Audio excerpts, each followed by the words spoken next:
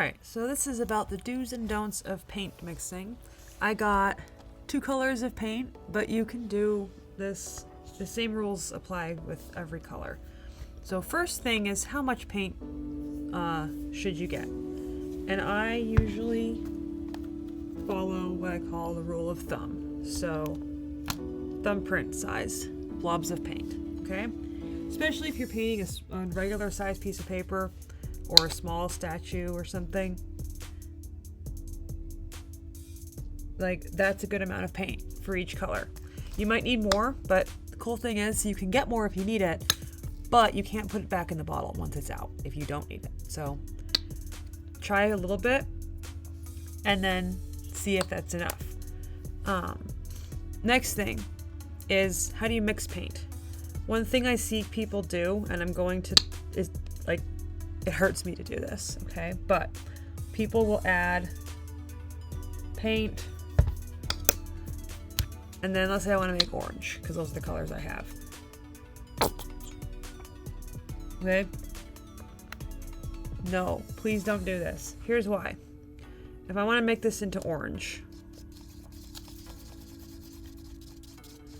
alright, it's still pretty red.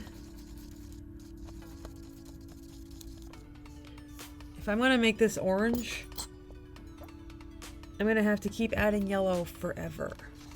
And I'm going to end up using up half my bottle of yellow. Okay? It's still pretty dark orange. Mix and mix and mix and mix and mix. Okay? You're never going to get the color you want that way. And look how much paint I used up.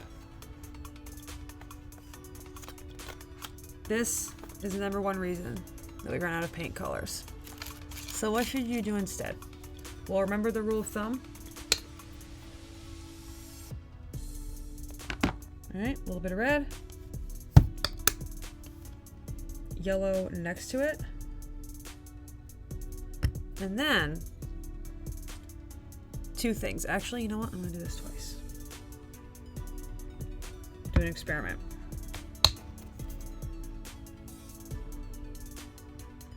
Okay, so first difference, notice that they are not on top of each other, next to each other, okay? Now, I'm going to recreate the second problem I did here. First problem was that there was too much paint piled on top of each other, so you have no control over the mixture. Second problem was I started with red and I added yellow. Okay, I'm going to start with red, I'm going to add yellow. And again, like, I can add yellow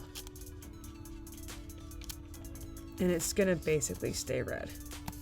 Now, what happens if I take this yellow and I slowly add red, okay? It's already orange. Okay? If I want to make it a little bit darker orange, I can add a little more red. Put it in the middle, in between them. Give myself some range of color. Alright, I could add all this yellow into this red, and it's never going to turn orange.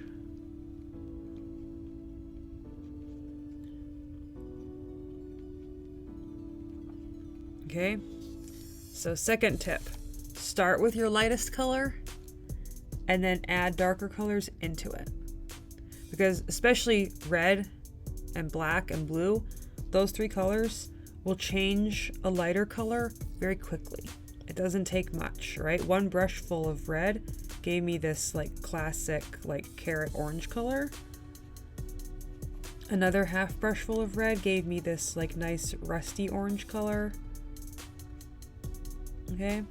If I wanted to make maybe like a sunnier yellow orange, then that would be an appropriate time to add some more yellow. I would clean off my brush. Also, I don't have water right now, but you could clean it off in water. And then you can add your light orange into this yellow and make an even lighter orangey yellow. So you can control your color a lot better if you start light and very, very slowly add the darker or the bolder color to that. Right, so those are 3 color mixing tips. Again, colors don't go on top of each other. Okay, so that's one of the don'ts. They do go next to each other.